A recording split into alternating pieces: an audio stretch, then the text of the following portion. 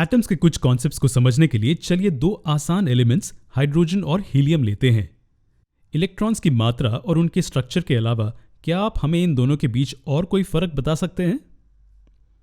जी हां, सबसे बड़ा फर्क यह है कि हाइड्रोजन कई दूसरे एलिमेंट्स के साथ रिएक्ट कर सकता है, जबकि हीलियम ऐसा नहीं करता है। हीलियम एक शांत और अनरिएक्टिव एलिमेंट है जो रिएक्शंस में भाग नहीं लेता है। लेकिन क्या आपने कभी सोचा है ऐसा क्यों है? ऐसा क्या है जो हीलियम और बहुत से दूसरे एलिमेंट्स जैसे कि नियॉन, आर्गन और जेनॉन को केमिकल रिएक्शंस में भाग लेने से रोकता है? और एक प्रश्न जो हमारे पास होगा वो ये है कि ऐसा क्या है जो दूसरे एलिमेंट्स को एक दूसरे के साथ रिएक्ट करवाता है? इसका आंसर वैलेंसी है।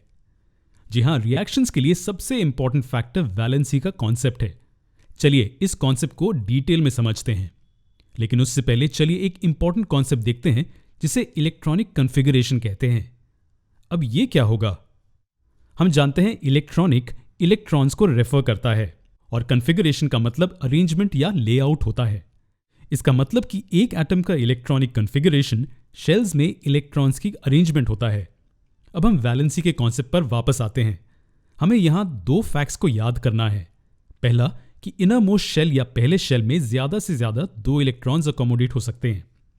दूसरा, दूसरे शेल से शुरू करते हुए आउटर मोस्ट शेल तक ज्यादा से ज्यादा 8 इलेक्ट्रॉन्स हो सकते हैं। सरल शब्दों में आउटर मोस्ट ऑर्बिटल में ज्यादा से ज्यादा 8 इलेक्ट्रॉन्स हो सकते हैं। इस स्टेट को ऑक्टेट स्टेट कहते हैं। यह टर्म ग्रीक शब्द ऑक्टा से आती है जिसका मतलब 8 होता है। ऑक्टेट स्टेट स्टेबल स्टेट माना जाता है। चलिए इसे एक आसान तरीके से समझते हैं। आपको चॉकलेट्स पसंद है?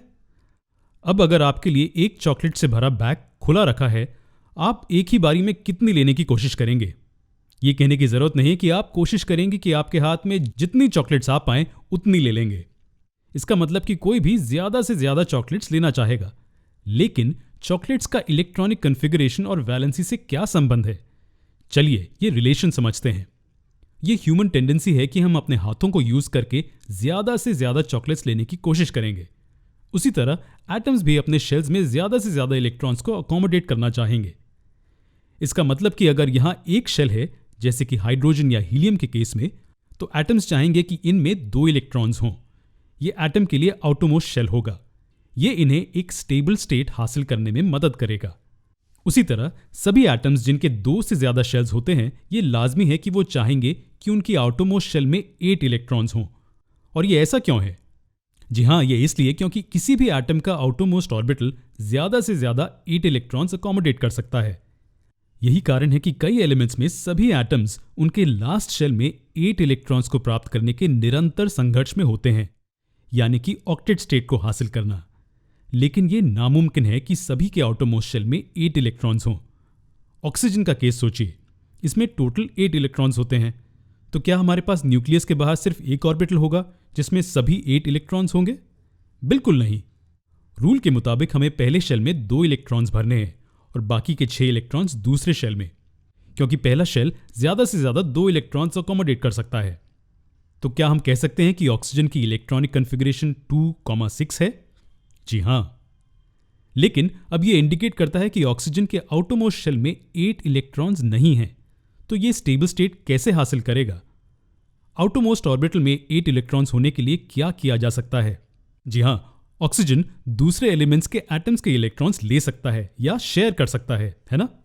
बिल्कुल। इसी तरह केमिकल रिएक्शन होता है। एक सेकंड रुकिए, क्या हम ये कह रहे हैं कि केमिकल रिएक्शन इसलिए होता है क्योंकि वेरियस एलिमेंट्स के एटम्स इलेक्ट्रॉन्स को आपस में देते या लेते या शेयर करते हैं? जी हां, और इसी तरह कंपाउंड्स बनते हैं। बिल्कुल। एलिमेंट्स के एटम्स के बीच इलेक्ट्रॉन्स की लेन देन या शेयर करने से केमिकल बॉन्ड्स फॉर्म होते हैं। यह अंत में हमें कंपाउंड देता है। अब आप हमें बताइए कि एटम्स कैसे डिसाइड करेंगे कि कितने इलेक्ट्रॉन्स देने या लेने हैं? वो ये कैसे समझेंगे कि इलेक्ट्रॉन्स दूसरे पार्टनर के साथ शेयर होने चाहिए? ये सब कौन डिसाइड करेगा? खैर, इन सब क्वेश्चंस का आंसर वैलेंसी है। जी हां, चलिए इस इंपॉर्टेंट कॉन्सेप्ट को डिटेल में अगले वीडियो में समझते हैं।